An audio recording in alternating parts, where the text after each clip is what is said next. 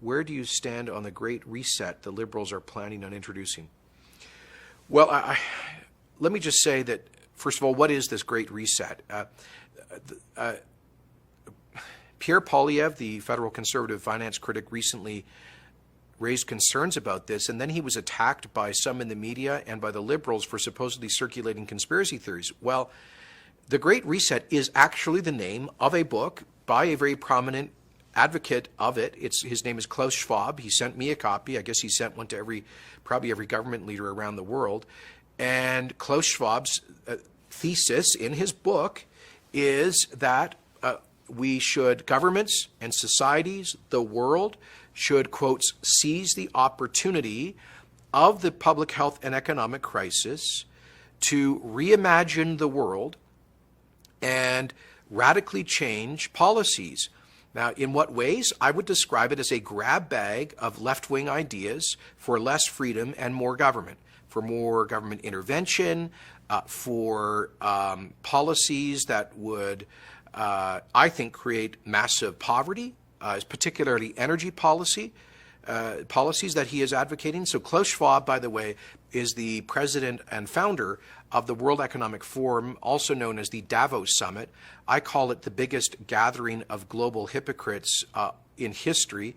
It's a little ski village in Switzerland, and every, I think, February, a couple of thousand super rich people, a lot of billionaires, millionaires, global CEOs, and politicians fly into Davos, men with hundreds of private airplanes. They go into Switzerland, and they spend a week basically lecturing the rest of the world, including especially working women and men, about how they should reduce their carbon footprint.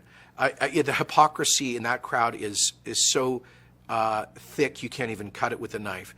And so, no, I'm not going to be taking any policy direction from Klaus Schwab or his ilk. And what I find offensive, look, the so-called Great Reset is not a conspiracy theory. It is an actual set of concrete proposals being advocated by some very influential people, and including, apparently, by Prime Minister Trudeau, who clearly alluded to it, referred to it, quoted from it, the Schwab theory, in a speech he gave to the United Nations a couple of months ago. So it's not a conspiracy theory to talk about that. Those are the folks advocating it.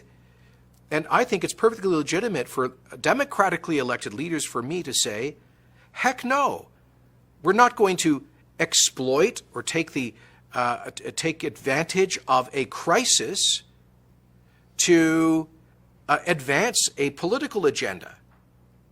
If we're actually all in this together, like we keep saying, then how about we focus on the crisis, on protecting lives and livelihoods, helping people get through this, and how about after that, instead of exploiting the crisis to impose on democratic societies a whole bunch of failed socialist policy ideas, how about instead we get refocused on generating economic growth, on recreating some of the trillions of dollars of wealth that will have been destroyed, of restarting some of the hundreds of thousands of businesses that will have gone under, of obsessively focusing on getting the millions, the tens of millions around the world back to work. Those who have suffered most in the COVID era have been the poorest around the world. And so the notion that we would then drive them further into energy poverty through Klaus Schwab's policy agenda is, I just frankly find it offensive. So no, it's not a conspiracy, and nor is it a conspiracy theory. I think it's just very distasteful and regrettable that influential people would explicitly seek to take advantage of a crisis like this to advance their own political vision and values.